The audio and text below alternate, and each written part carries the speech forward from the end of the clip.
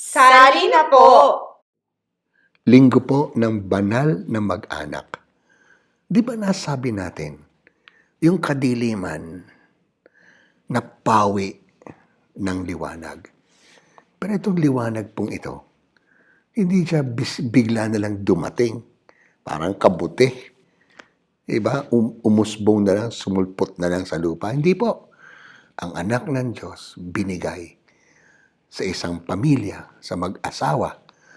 Alam nyo, yung liwanag, bago pa isinilang si Jesus, nangyari na sa puso ng mahal na birin, na panliwagan siya.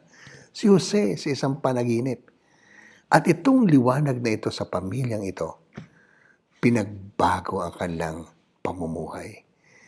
Hindi na po simpleng lalaki o babae, karpintero. Hindi po.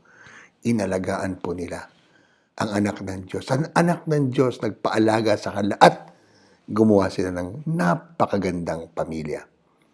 Alam nyo, sa pagbasa rin, ayon kay San Pablo, baka sabihin nyo, oy mga babae, pasakop kayo, ay pwede ba magbasa?